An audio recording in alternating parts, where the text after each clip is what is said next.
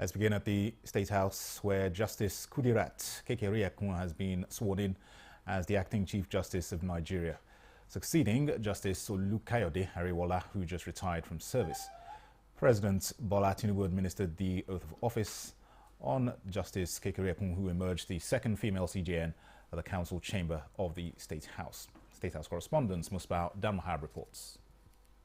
After a short private visit to France, President Bola Tinubu was back in town right in good time. There should be no vacuum on the highest bench in the land. 66-year-old Justice Kudirat Kekereekun is a perfect match, being the next most senior justice of the Apex Court as recommended by the National Judicial Council, NJC.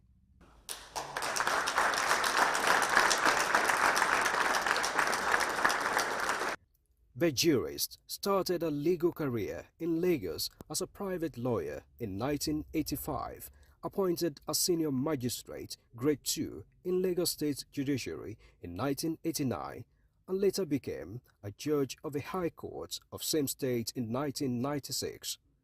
Elevated to the Court of Appeal in 2004 and to the Supreme Court of Nigeria as the fifth female justice of the court in 2013. Justice Kekereekun is apparently not just small for the position.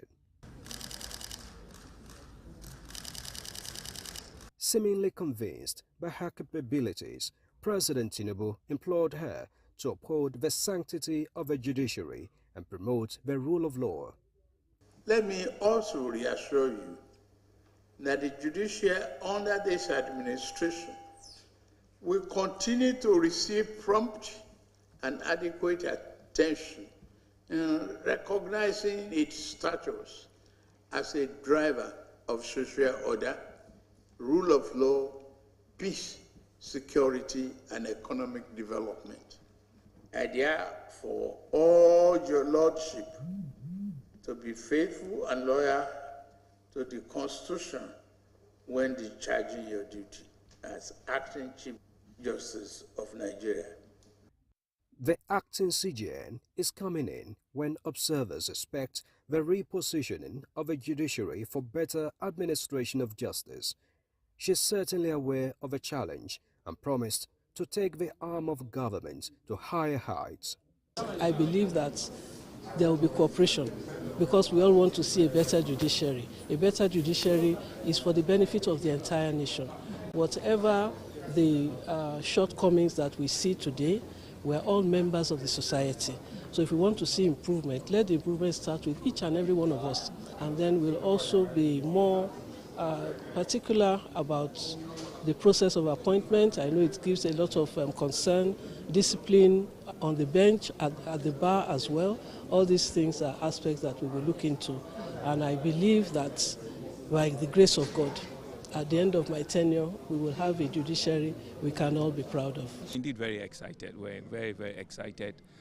First, because we have not kept any vacuum, in our democracy, and that's the beauty of it. Yesterday we had a former CJN step down, haven't attained, the statutory age, and within 24 hours, we've seen the beauty of our democracy. Mr. President himself had to stop his own trip to ensure that governance and democracy does not stop. As the acting Chief Justice of Nigeria, everyone knows her for her competence, most importantly, for her moral rectitude, for her character, for her firmness, and I expect to see some institutional reforms during the tenure. Justice Kudirat Kekereekun will continue in acting capacity until a confirmation by the Senate, when she would also become the next chairman of the National Judicial Council. From the State House, Musbah Damhab, Nta News. Governor Usman Ahmed Ododo of Kogi State has offered an olive branch to all aggrieved parties in the outcome of the November 2023 governorship election in the state. Governor Ododo, while reacting to the affirmation of his victory by the Supreme Court in Abuja, says it is now time to focus on only things that will move Kogi State and its citizens forward.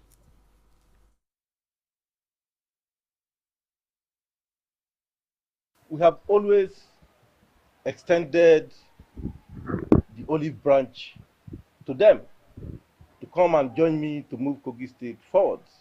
Kogi State remains our state, and we want to come together on round table to discuss the affair of our dear state. You see, it is not a personal war. It is not a personal fight. It is a contestation to hold power on behalf of the people, to serve them. And that is just it. He dedicated his victory to God and appreciated the judiciary for remaining the last hope of the common man. Meanwhile, the political camp of Bayelsa State Governor Doye Diri and Bayelsans received with jubilation the governor's victory at the Apex Court over the legal dispute that arose from the November 2023 Bayelsa State governorship election. Timinipre Ohia reports. Arising from the November 2023 Bayelsa State governorship election that brought in Doye Diri and Lawrence Urujapo ticket for the second time. Following the Supreme Court's judgment upholding the election, there was wild jubilation in Government House.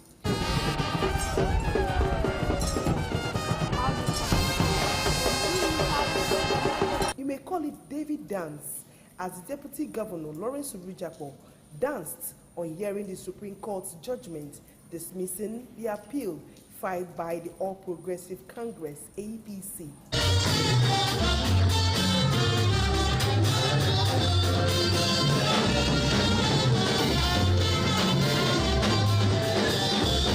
The judgment has triggered wide jubilation among Governor Diri's supporters as a validation of his mandate, which they see as essential for continuing governance without further distractions. This is a testament that actually Bayelsas voted for our governor, a miracle governor, and today we have all been vindicated. We are happy that the court case will be laid to rest. And this is now time for the governor to concentrate and actually do what we have promised during our campaigns. I'm so happy. We are praying. We believe God. We believe in the governor. We believe in what he has done, and he will do again. For choosing the women, for loving the women, we are happy that we have won. We were praying and getting happy. We're thanking God that he has won. First, we want to thank the judiciary for doing their work, for not listening to the wrong side and doing the right work. We want to appreciate them and want to thank them. And secondly, we want to thank all the people of Bayelsa for supporting our brother, because we know that it was total vote for supporting us, and I assure them that it's not going to disappoint them. They, however, say the victory is a testament of the acceptance of the governor and called on the opposition to join him and build Bayelsa State. In Yenagua, Timinipre Ohia, Nta News. President Bola Tinubu has reiterated federal government's commitment to containing crude oil theft and pipeline vandalism to improve the nation's crude oil production. Defense correspondent Ismail Musa reports that the president, who was represented by Vice President Kashim Shettima, stated this at the graduation of Course 32 at the National Defense College. This symbolic ceremony signifies the graduation and confirmation of fellowship of the National Defense College on these 11 officers, mostly from the Nigerian Armed Forces, paramilitary, strategic civilian agencies, and 19 others from allied countries. The event marks the end of 11-month course at the National Defense College, Abuja, the Nigerian Apex Military Training Institution. The Vice President, Kashim Shettima, charged the graduates to develop applicable solutions to combat state and regional security challenges, stressing that the federal government is committed to further secure the nation. We are also working tirelessly to curb the menace of crude oil theft and pipeline vandalism in the Niger Delta. I have also charged the defense headquarters and other security agencies with curbing the menace of crude oil theft as soon as possible. This will no doubt boost oil production and achieve our desired economic stability. We will continue proactively intervening in matters that benefit our citizens. Recently, we have made significant strides in addressing some of these challenges. We have implemented a new national minimum wage, which will benefit not only civilian workers, but also personnel of the Nigerian Armed Forces and other security agencies. The National Defense College has for the past 32 years championed the development of research-based approach to addressing emerging threats. The mission of this college is to develop future leaders sufficiently equipped with the requisite knowledge and analytical skills necessary to harness the instruments of national power in a dynamic defense and security environment.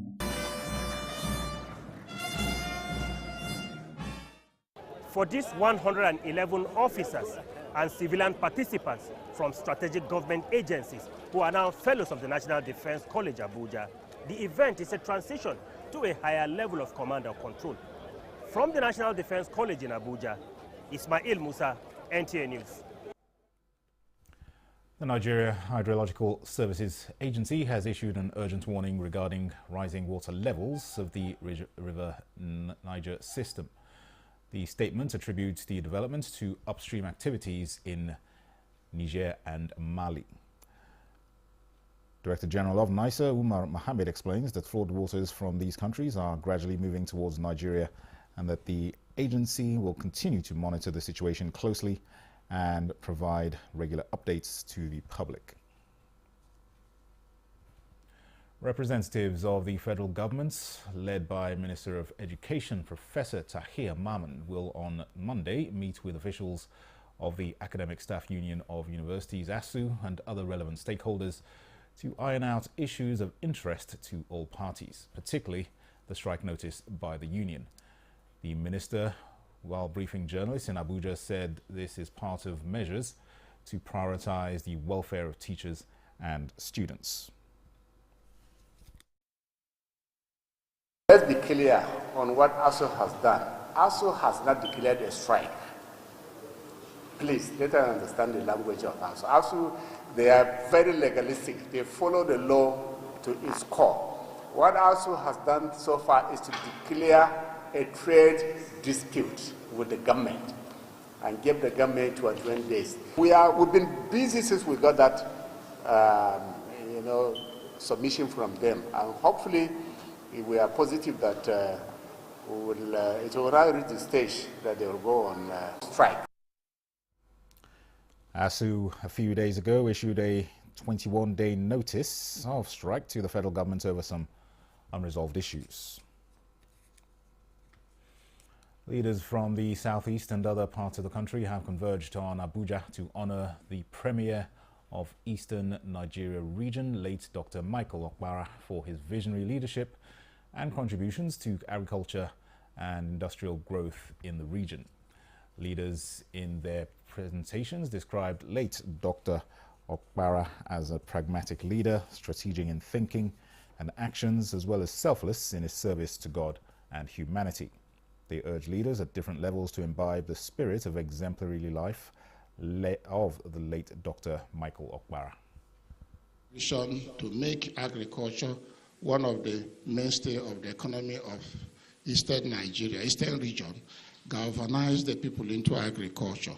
And this had a huge impact on agricultural investment, revenue generation, and employment creation. His rendering of honest and dedicated service without soiling his hands in corruption is an enduring lesson that those of us currently in public office should emulate. Public office holders should live within their legitimate means. I stand here to tell you that no public servant who lives within his statutory income will ever be hungry in life. He came, he saw, he conquered. He engraved his name on the soil of time, and he cultivated the soil to sustain the souls of mankind. He became the icon of good governance, an idol of development ideals. He was visionary in perception and pragmatic in action. Dr. Ali Soti has continued to demonstrate the zeal and commitment to reenact the M.I. Okpara model through our agricultural transformation agenda by rolling out programs and policies that will engender sustainable growth and development in this sector. he encouraged many people to go into farming, thus bringing down the cost of foodstuff at that time.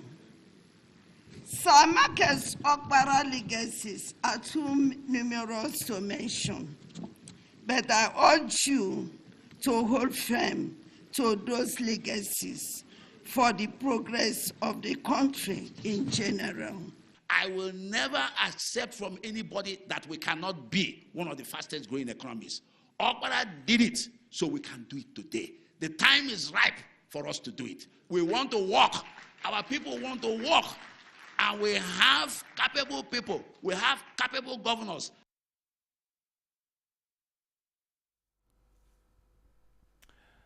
You're watching the news at 10 on Nta News24. We'll take a short break. More reports when we return.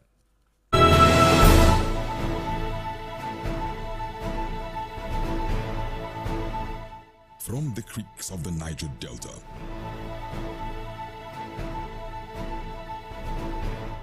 to the breathtaking scenery of the plateau, in noonday and nighttime, we set out to bring to you captivating stories that evoke your emotions. For fascinating documentaries and reports on day-to-day issues with expert analysis, tune in to Nta News24, DSTV channel 419, GoTV channel 26, StarTimes channel 101 and 433, and Free TV channel 703.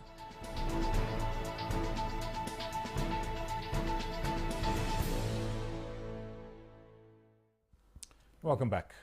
In line with the renewed hope agenda of President Bola Tinubu, a town hall meeting has been held in Makurdi, Benue State, to enlighten people on the policies of the present administration, as well as feedback mechanisms on areas that need urgent attention. Blessing Omeche Ibute reports that the exercise is spearheaded by the Office of the Senior Special Assistant to the President on Community Engagement. The town hall meeting is geared towards bridging the gap between government and the people so as to foster development. It had in attendance traditional rulers, religious groups, students' union, political groups, amongst others.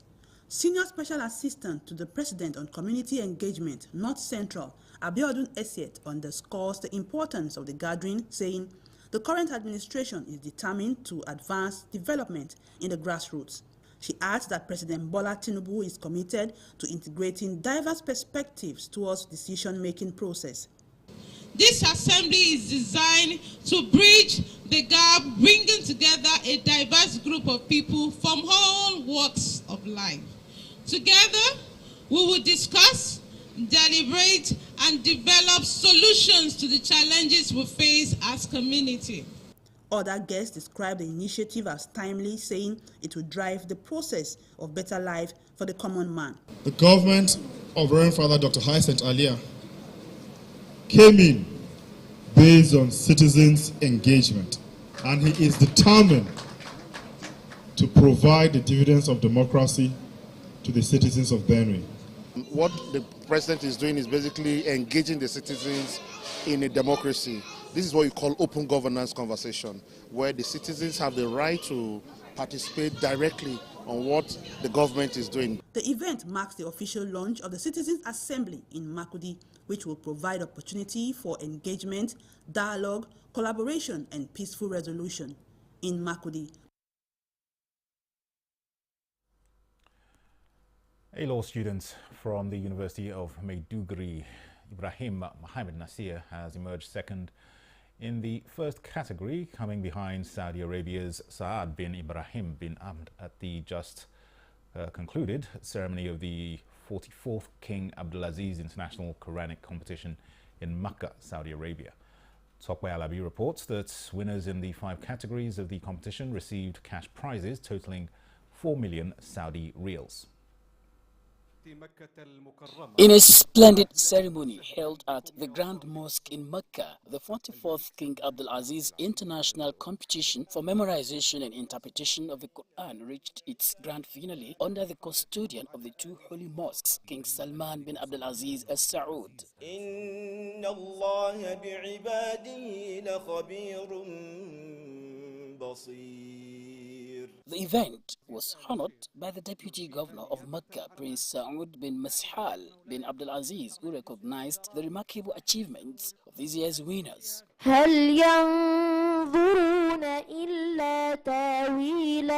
Saudi's Minister of Islamic Affairs, Da'wah and Guidance, Dr. Abdulatif bin Abdulaziz Al Sheikh, highlighted the profound significance of the competition, describing it as a testimony to Saudi Arabia's unwavering dedication to nurturing the memorization and recitation of the Quran. المتسابق ناصر إبراهيم محمد من جمهورية نيجيريا الاتحادية.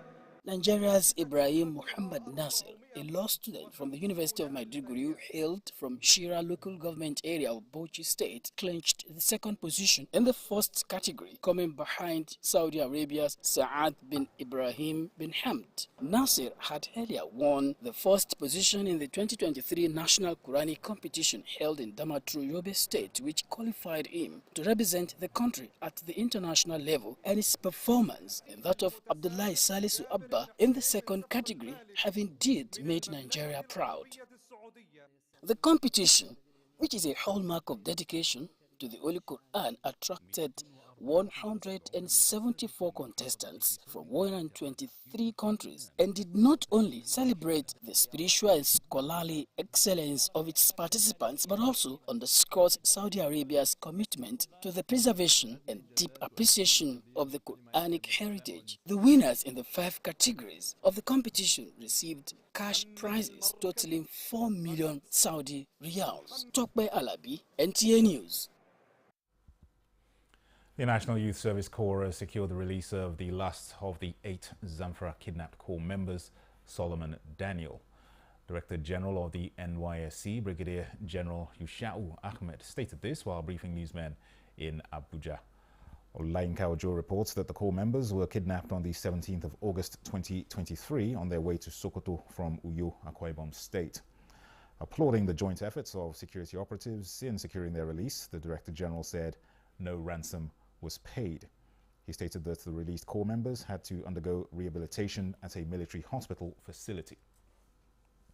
2022, August 24, we rescued the last person, who is Solomon Daniel Bassi. He is here with us.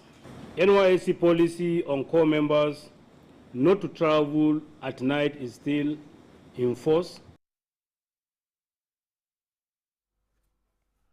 With priority placed on Corps members' welfare and security, the rescued Corps members, while narrating their ordeal, expressed appreciation to the NYSC and the Nigerian Army for their safe release. Everything that happened, because it would be too traumatic for me to say, but all the same, I am thankful to God Almighty. I want to say thank you to our DG and also the Army for having passed through thicks and thorns to rescue us. For the last Corps member, Solomon Daniel, who spent his entire national service year in the den of the kidnappers, he will be given his NYSC discharge certificate. Nigeria's under-20 Falconets handler Christopher Danjuma upbeat ahead of under-20 Women's World Cup, and former undisputed heavyweight champion Anthony Joshua wants to be world heavyweight champion one more time. Over now to our sports desk for details.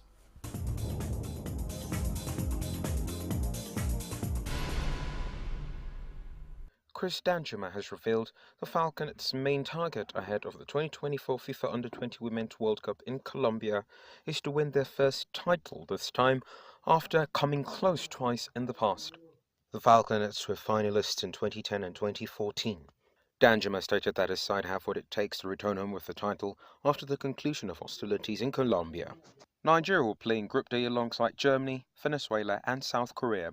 The Falconets will face South Korea in their first game in Bogota on September 1st. In boxing, Anthony Joshua has set his sights on becoming undisputed heavyweight champion, according to Barry Hearn. The Watford powerhouse faces Daniel Dubois for the IBF heavyweight title on September 21st, while Tyson Fury and Alexander Usyk duke it out for the other 3 major sanctioning body world titles, WBC, WBA and WBO, on December 21st. Providing he beats Triple D, A fight against the winner of Usyk vs Fury 2 for all the marbles is expected to come next. Boxing fans will be hoping Fury can avenge a split decision defeat to Usyk and set up the longer-awaited domestic showdown between him and AJ.